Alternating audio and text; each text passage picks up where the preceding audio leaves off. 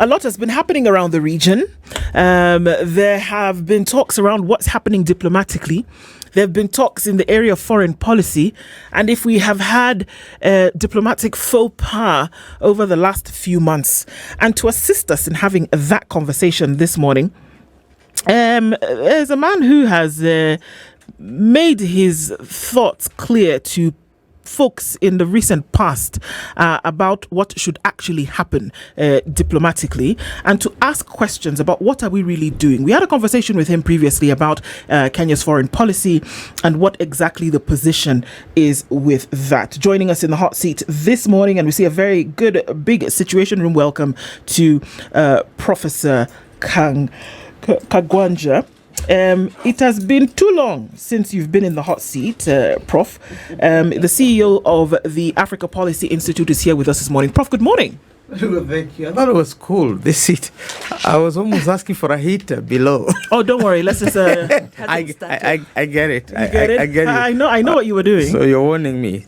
No. I'm just letting you know how things are. They are going to be very hot. They are already hot in the region. This is where we are, isn't it, Prof? That's true. That's true. It is. Yes. Before we do get there, though, how about we welcome you to the show with today's proverb, right? Yeah. This proverb is from the Lusophone country of Mozambique, right? And this morning, the Mozambicans say a very interesting thing, that fire devours the grass, but not the root. Fire devours the grass, but not the root. Your take on that? Wow. Well, I'm imagining that there is no ultimate victor. At some stage, you'll have to give ground, because I think we are more or less saying that unless you're divine, you can't deal with everything. This is true. However powerful you are, at some stage you get your checkmate. Yeah. At some point you have to find it. We're looking at issues to do with what is happening in the region. We look at East Africa specifically, of course, and what we're calling transnational repression in East Africa. That there looks to be a state of repression in Kenya, and it's very glaringly so, whereby it would appear as though you say a thing or another, where I do believe that Kenya has a certain element of freedom of speech and expression. Because if we were to compare to other jurisdictions on this continent, it is not that easy. You would not be able to take a walk in the street after saying something in a particular nature. However, there is the general view that there is some punishment for the expression of these views, and then it could be seen as repression. And it seems to have bitten in other nations in the community as well. Or it was resident in those, and Kenya's the one who caught the flu. So what are we looking at? And there are certain events that point to this, of course. Whether we're looking at the whole, month-long conflict that happened in Kenya during the finance bill protests, or if you want to look at what we most recently have been privy to, what has happened in Tanzania and what continues to happen. What are we looking at when we say there's transnational repression? Let me start, basically, because you've raised quite a number of issues that would be very important for the listeners, and that they would only be good to give them a more broad brush than very, very concrete. Not because I fear that the devil is in the details, but the fact that we would run out of time. But there's very, very important issues to observe as to why we find ourselves in this situation as Kenyans. Obviously, when the new government came to power, and I'm saying this for the 100th time, this is not new, we did not respect what makes us. And what makes us is meritocracy, because we are a nation that is scarce of resources of all kinds. And the only thing we can do is to be just and fair and following a system of merit, a merit-based society. That's what we ought to be. Now, our foreign policy is on the ropes because we messed up from the beginning. I just look at where, my friend, I say my friend because he is Chief Minister Mudavadi is. And I wonder whether there's any advisor in this government.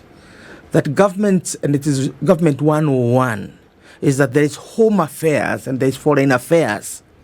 And those two dockets require very specialized skills.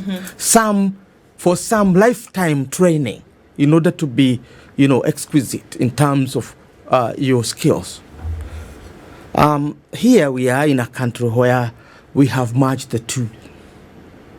Home affairs and internal affairs and foreign affairs. And two, when you go to foreign affairs, you'll have senior officers who have never even had a rent outside the country or toured more than 10 countries, or they are competent in other areas other than what they are appointed to. Yeah. And there is something in English language called you are promoted into incompetence.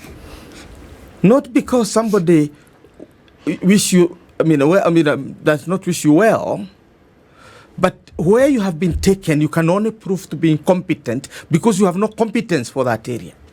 So very good, gifted Kenyans with a great talent are basically in dockets which they have no clue what transpires there. Yet, they are expert, well-known, respected expert in other areas.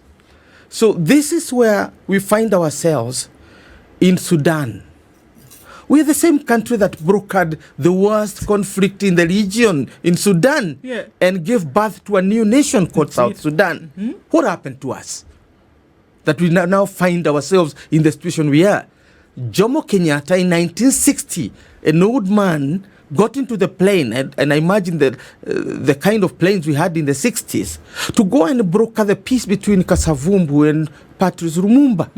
And when he could not travel more, they came here to find and see, or their officers came here to find and see. So we are a respected legion of power.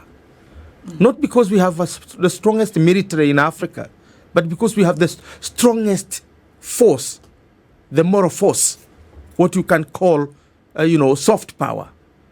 We have been the largest moral force. So when we mix the two in terms of our respect, then we put our foreign policy together.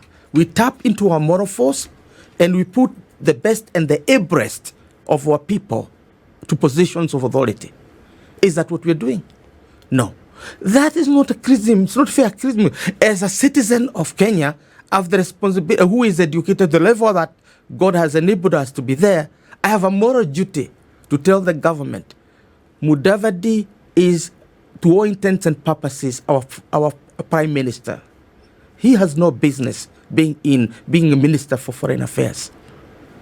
You get to appoint a minister for foreign affairs, and two, the whole bureaucracy of the Ministry of Foreign Affairs need to be equipped with the people who would understand the sensitivities.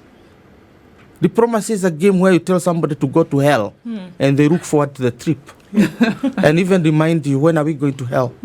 Because you put it in a diplomatic way. That's the whole essence of diplomacy, Yeah. So and to be that, to be a Munyongwayaki, an Ongeri, and all those people who have manned our docket, it takes time.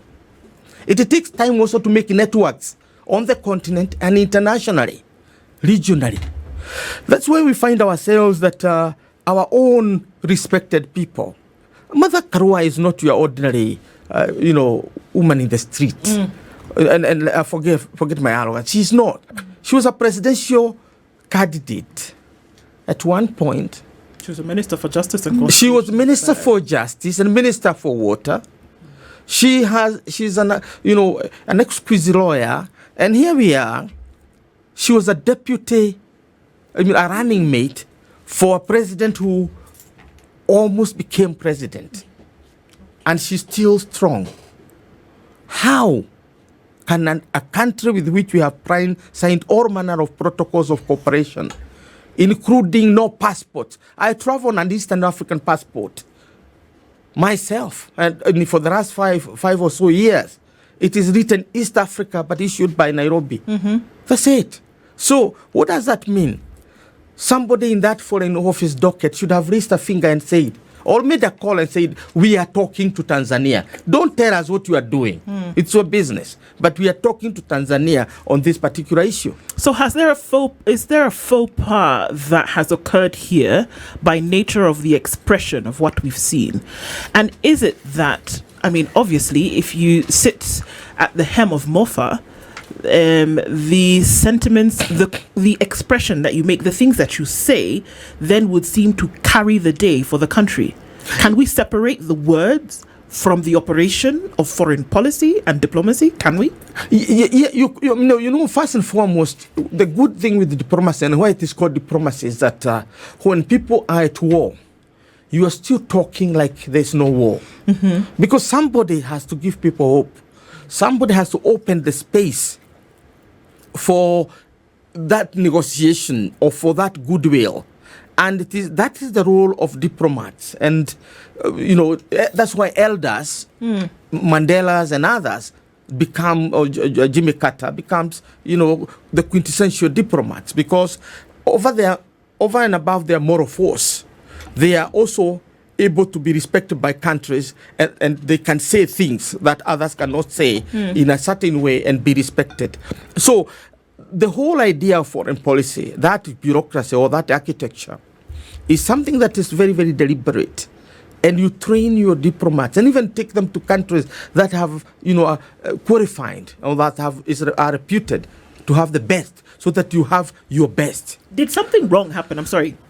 But I read some commentary yesterday, the day before, and that it says that we're making a hullabaloo out of really nothing, that there is no diplomatic tiff, there is nobody's quarreling with anybody else, that diplomatic relations are still intact, and that we're just making a mountain out of a molehill. We can say that there was a problem with the negotiations for DR Congo. We can say that there was a problem with allowing RSF to come and set up a parallel government here. We can say that maybe we blundered by, sending an envoy to Sudan and things like that. But here with Tanzania, not really. It's just a bump in the road and we're past it. Can we say that? It's when a neighbor misbehaves. We as members of the public can tweet about that and say anything about that. It's within our domain because we are just public. That's who we are. That's it. But the government need to give a signal that it is willing, ready and able to defend its citizens. And that's where you start with your diplomacy and said, we regret the event. We are talking with the Tanzania, and I'm sure we are going to get this done. What is this? Let's just forget about who Mother Karua is, forget about who William Mutunga is, forget about who all these are. But look at Mother Karua, for example. If she gets herself a job as a Kenyan to work abroad in the neighboring two countries, where she's hired as a lawyer because she's a qualified lawyer, even the Tanzanians agreed as such. When the deputy person was talking, said that this is a very, very accomplished lawyer. If to decide that my lawyer is going to be mother, the big question we're asking at the regional level is, will I be able to go and defend that kind of a person? We have had Cecil Mira and all other big dignitaries, if you remember the Jojo and Kwari. We had all foreign lawyers, some from Ghana, others from wherever. We didn't deport them. They came and defended Jonjo, and the government put its team together to basically, try him. And therefore the big question is, should Mother or anybody else be sent back home like a criminal who doesn't deserve to enter Tanzania, and a presidential statement verifying her, and as a party statement verifying her, just because she's offering her services to a citizen of East Africa, and she herself carries a passport of East Africa? Can't Mama Suluhu just understand that? Is that so complicated? Is it nuclear sand that she cannot understand that Mother Karua bears the passport of East Africa? That I bear a passport of East Africa? But let me counter this argument from this direction. From her statement, just listening to her, there's the element of listening to what she's saying, she's not saying in what she's saying. Yes. And she almost alluded to the fact that these people, quote unquote, have been managed in their own country. They can't bring their business and drama to our country, all right? Which seems to be, they already have a brief of what's currently going on in Kenya. Of course, the embassies, they have intelligence officers who follow what's going on, and they brief, they will brief the president back there. My question is, with all this, it almost seems to look like they're obviously taking a stand, having known that at the moment Kenya lacks a core foreign policy identity. Well, I see where you're coming from, and I think it's a very, very legitimate question. But this is the issue. Mother went to Uganda the day after, the day after she was sent back home to Kenya. And the case in Uganda is even worse because the man was extradited from here. Yes. I'm talking about Kizza Besigye. And mother went to the prison, did what she needed to do as a lawyer, and finished what she needed to do, and came back home yesterday evening. Which Kenyan know that mother was in Uganda representing Besigye? So Tanzania is where we were as Kenyans in 1992. That's where Tanzania is. And we need to sympathize with our neighbors. And I'm serious about this. I'm very serious. If I was invited to have a conversation with Mama, I would tell her, we had Moi in 1992 telling us that the moment we go to multi-party or we allow this multi-party, the country is going to disintegrate. That's fear-mongering. Kenya might be where we are.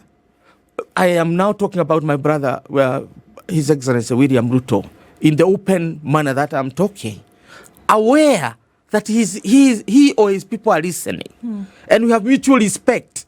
That's what democracy is about. There is absolutely nothing with Kenya. Kenyans are saying, we are waiting for you, William Ruto, to vote you in and out.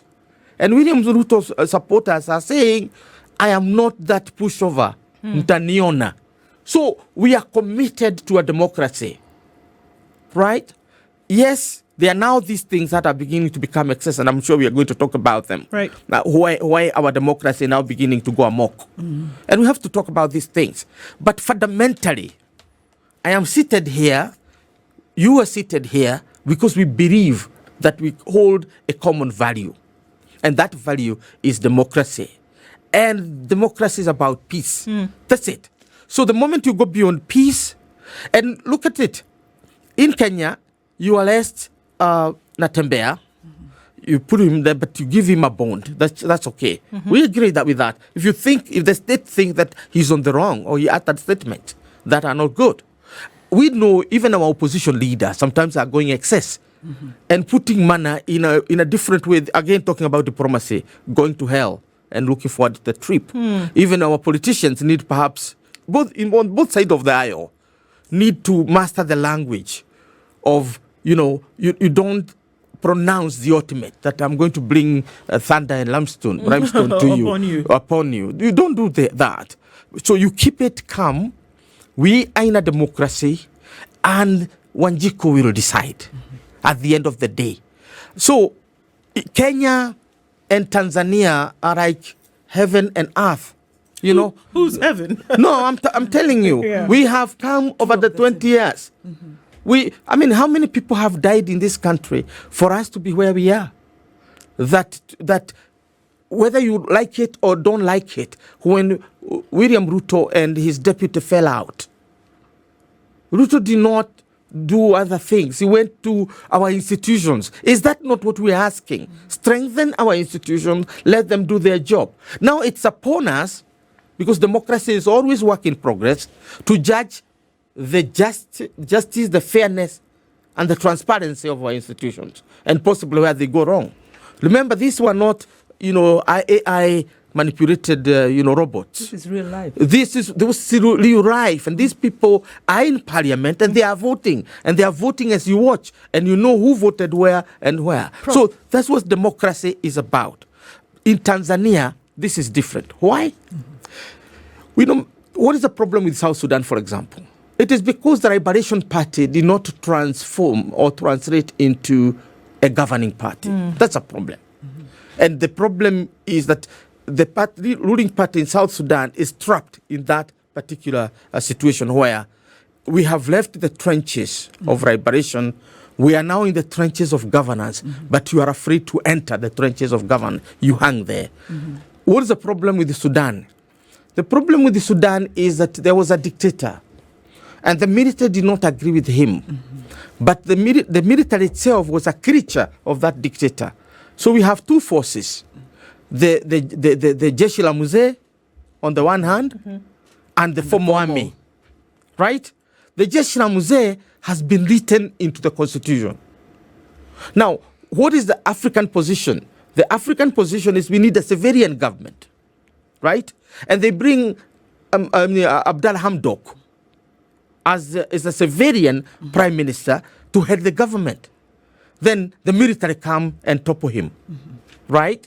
And then there is no command between the military and the Jeshi la Mzee. And now the Arabs, the United Arab Emirates and others, in their wars in Yemen, had equipped this Jeshi la Mzee with the most sophisticated technology, including, what we call this, flying objects.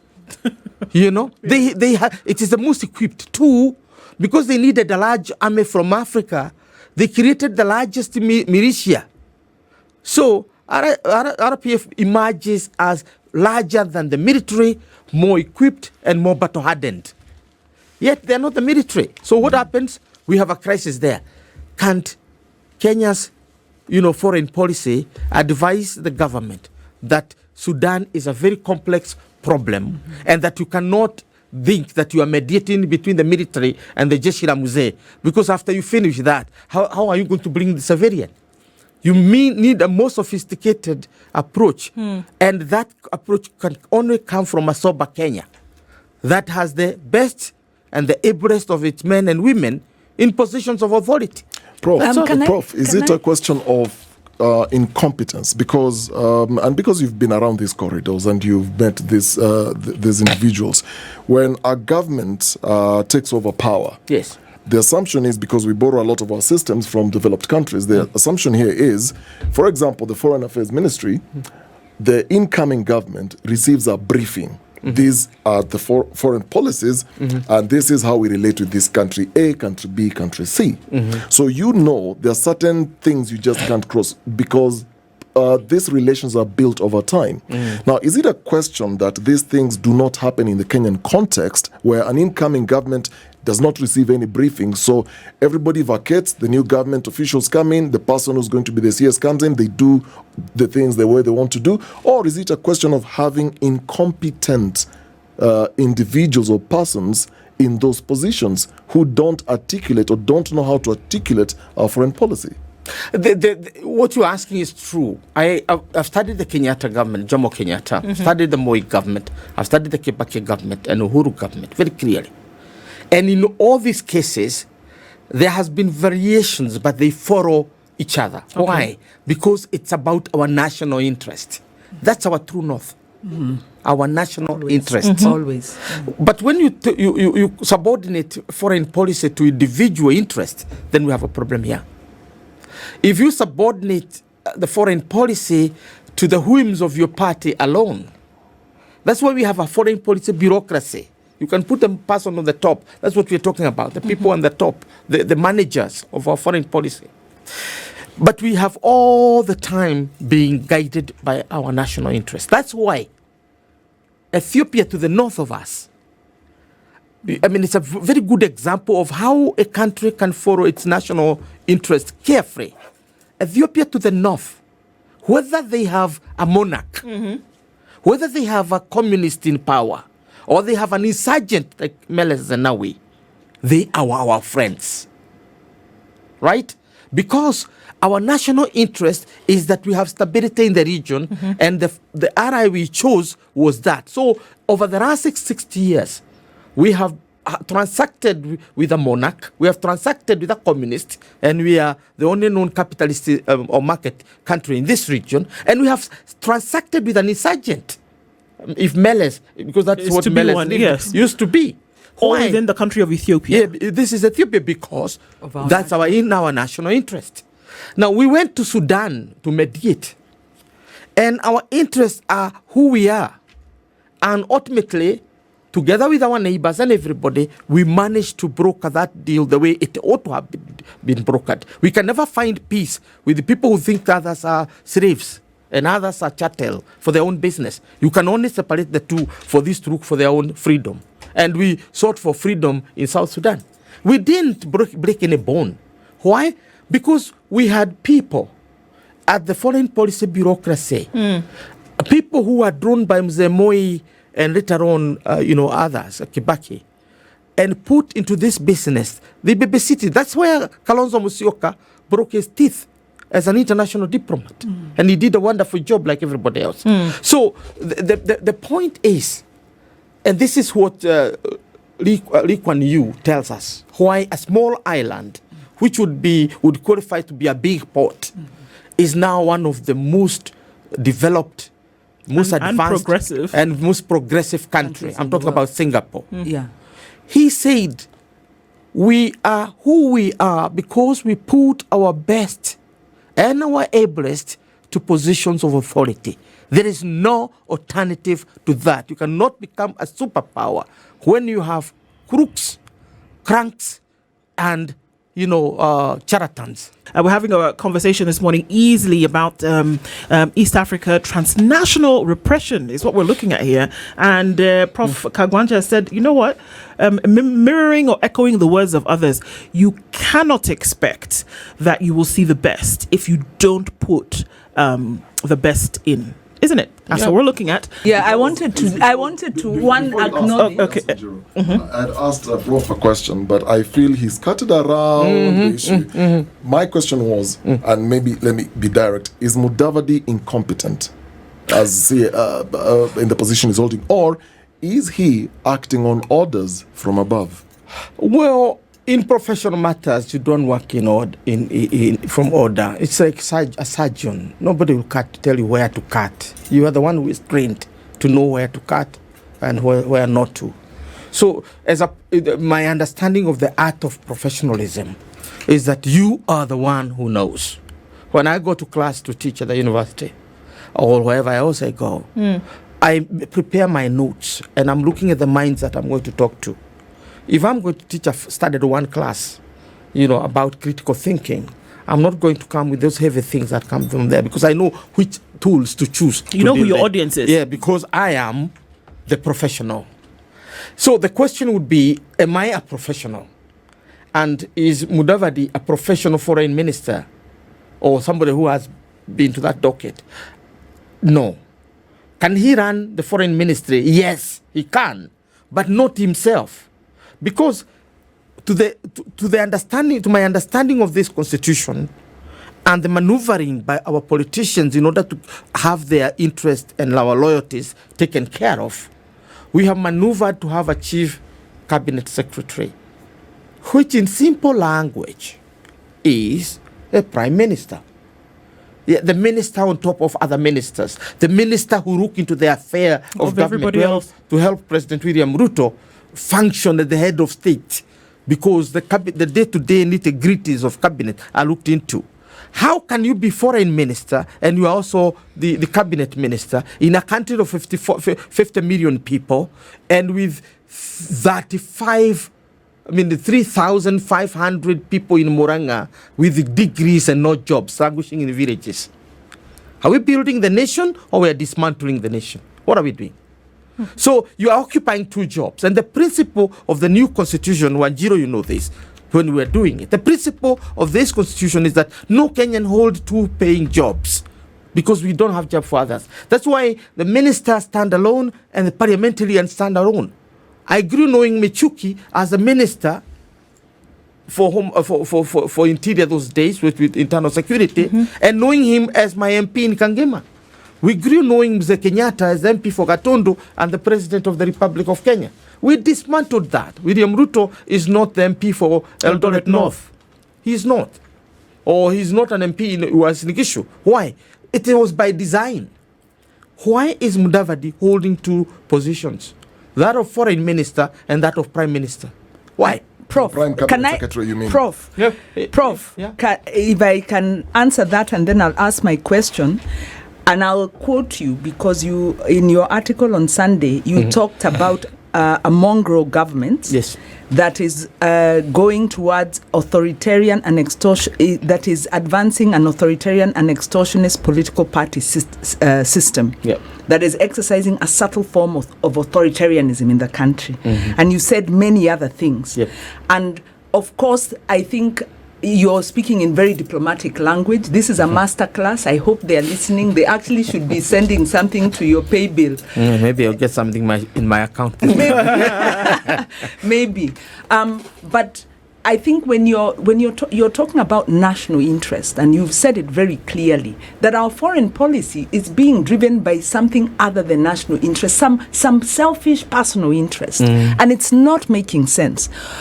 It's a little bit like we are watching what's happening in America, and we are seeing the reliability and the trust that was afforded the Americans in terms of being a good world neighbor is now gone. Yep. And people are wondering how to respond to this. Similar to Kenya. Kenya has been that trusted leader in, like you said, we are not the best resourced state, but we've been a consistent, impartial leader showing that moral authority.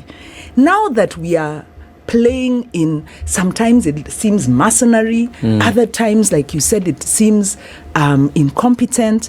In Tanzania, it's very hard to understand the actions of President Suluhu, because Tanzania has a history of actually supporting liberation movements. That's where they come from. And these are eminent Africans, eminent Kenyans who were shepherded out and humiliated. So it's not even So where are we going? What do you see playing out at the East Africa level?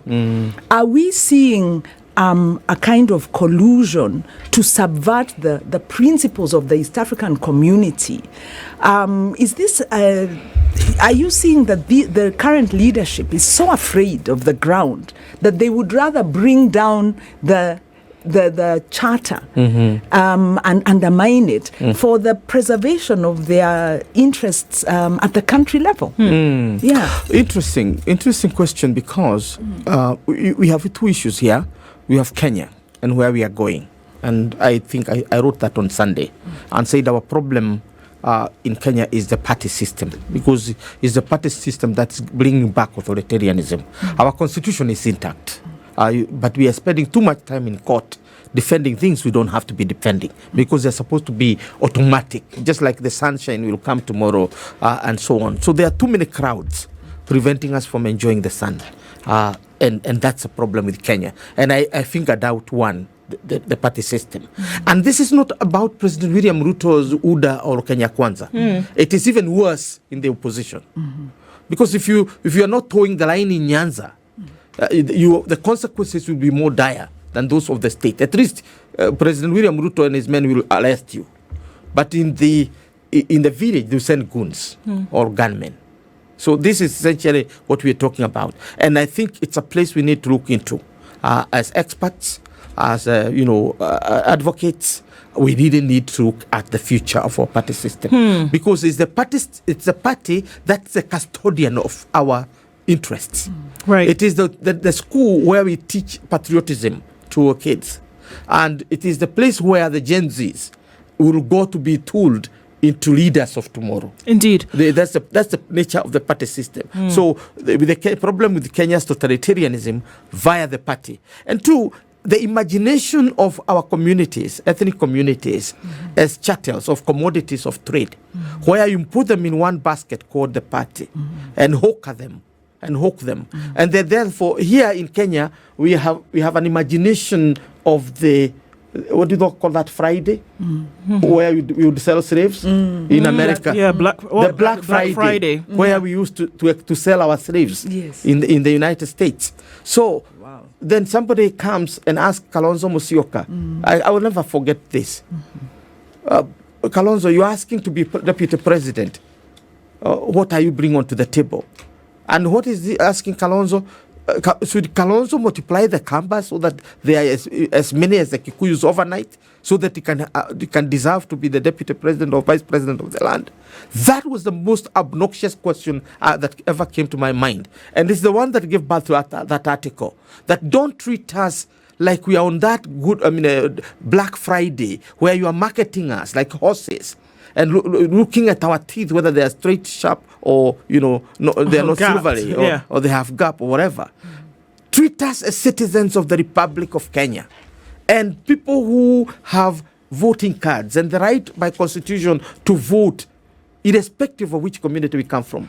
But the moment you organize political, the logic of a political organization is that of putting people into the basket and then hawking them at the end of the time for your own power. I find that very obnoxious. While those things are happening in the country, while those things are happening in the country, I don't think we can run away from what the perception is outside the country. And some of these things were very clear in the expression of President Samia Suluhu, that she essentially said, and I think Dennis gave the translation directly from Kiswahili, that we can see what has happened in Kenya. Don't essentially bring that mess here.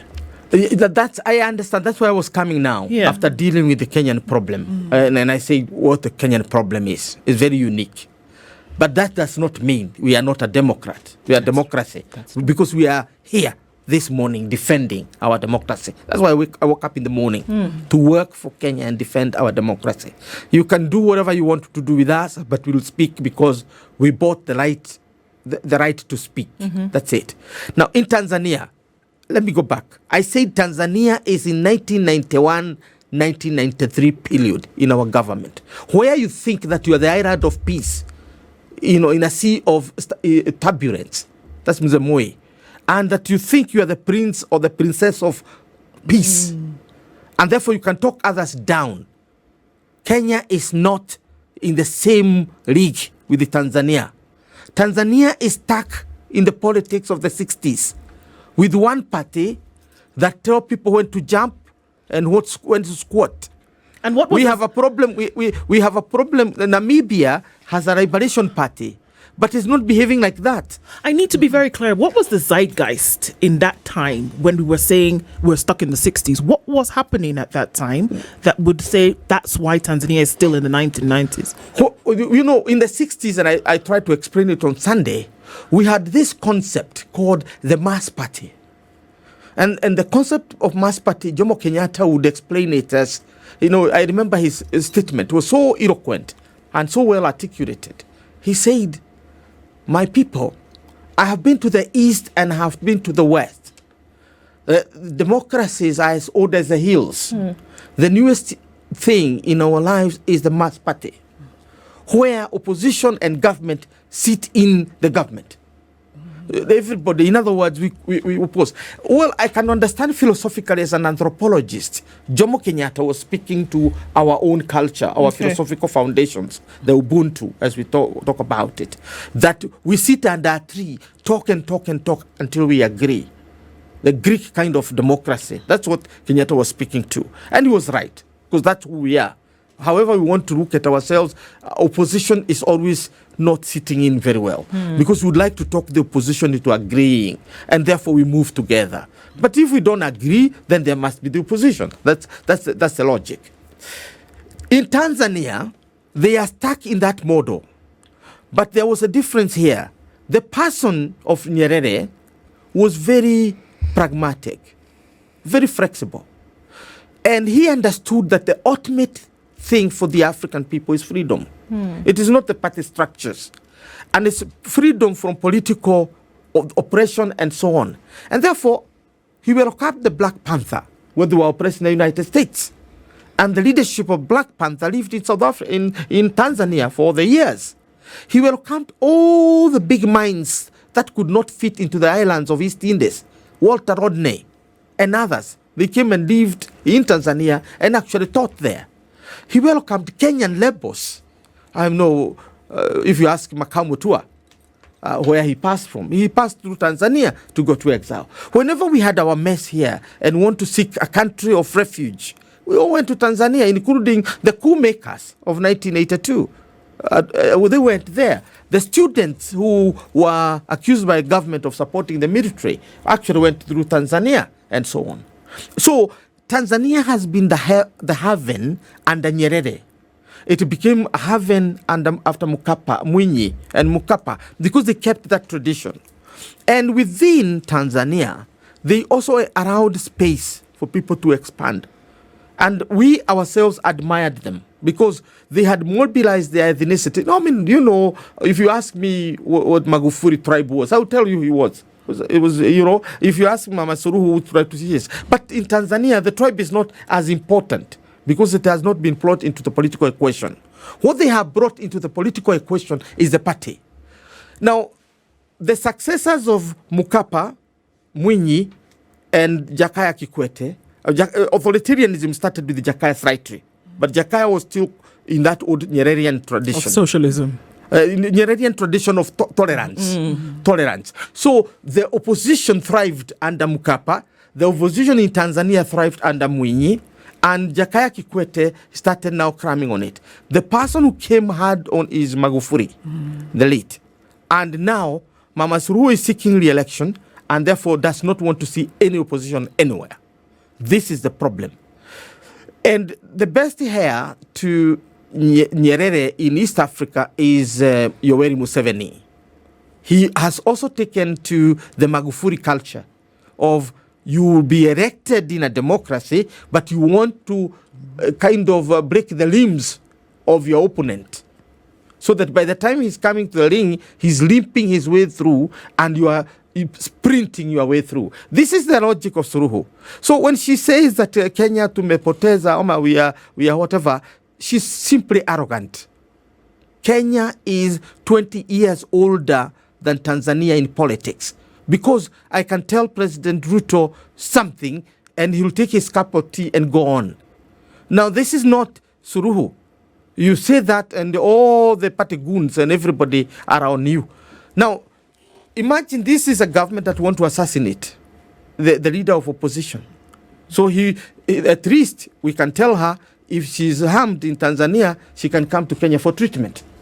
Because all the people who don't get it well in Tanzania. Come here. Now, in Zanzibar, if we're talking about Zanzibar, Zanzibar is basically, a volcano waiting to erupt. And it has been like that. I was an expert when the Tanzanians were discussing their constitution in 2015, and we wrote a book on it, as 100 scholars. We wrote a book on that. And I spoke to the party. And we were talking about what Kenya has achieved and how we can help Tanzania get that. And now the ticket and everything and upkeep was paid by the government of Tanzania. Therefore, they do admit that we have made reaps. I'm saying this for Wanjiru, because you might think the statements like those ones from Tanzania might make you feel small, like you have not achieved anything. No, we have achieved a lot. The point is, we are aiming higher. We want William Ruto to be the best leader that the world has produced. And we're asking, we can help you. But if he doesn't want to be helped by Kenyans and want to do his own thing, we'll also tell him that Kenya is not a one-man show. It's our show. And that is what democracy is essentially about. It's not about abusing somebody. That's why I'm saying I don't agree with the rhetoric that is beginning to get into our social media and also our public. We need to have hygiene in our public discourse. Nice. Because we need to know what we are achieving. It is not making Ruto angry. It is not making him bitter. It's about getting him to change and to understand who we are. Maybe he does not understand that perspective because of where he comes from. So language here matters. That's why I say, like, for example, I'm telling Mudavadi, he's a very competent person. I've known him all the days of my life, from the university days to today. He's a very competent person. But you can be promoted into incompetence. Being promoted into incompetence is being put in a place where you are not working to your optimum. To your utmost. Prof, the treatment or the mistreatment of Martha Karua, Dr. William Tunga, what does it say in terms of how we treat our eminent persons. What does it say for intellectualism under this kind of thinking that we are seeing with William Ruto and Madam Suluhu? We need to look into the East African Charter, and that's why I'm finding difficulties with the silence of the Kenyan government on this, because we are the authors and actually the sponsors of the East African community. Tanzania has no business with the East African community. It's a comfortable member of SADC. Yeah, it's a comfortable member of SADC. Therefore, it is us who have to keep on pulling it. That's why Uganda has no problem with Mother Karua going to preside of the of BCG.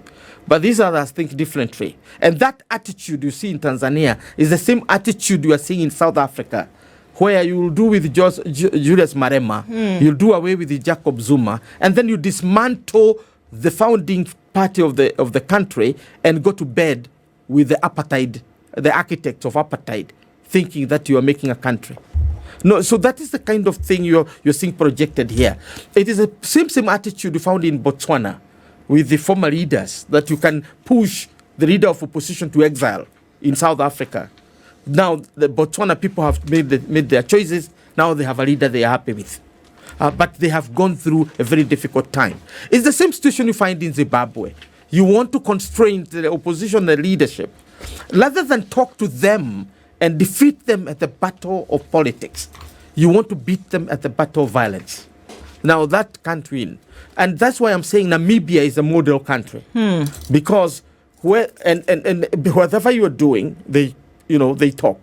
And they can produce a male leader, a female leader, a young leader, a grown-up leader. Every Namibian is eligible. And every ambition in Namibia is legitimate. Now here in Tanzania, your ambition to be president is not legitimate. You will either be shot or you languish in jail. And no people from either Tanzania or outside. If they are chasing Mother Karua and William Mutunga, can you begin to imagine what is happening to the Tanzanians themselves? The Kabudis and others who want to defend Lusu. Final question.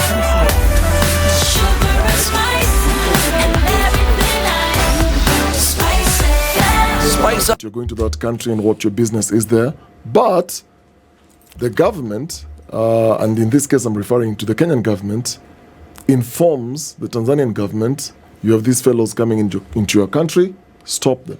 Could it be that case as well? No. Because we could be talking about Samia Suluhu stopping and making those remarks, but he is also backed up by the Kenyan government, perhaps. Well, I don't want to speculate online, but we can have this conversation. The truth I know is that they don't like Mother Karua because she also has friends.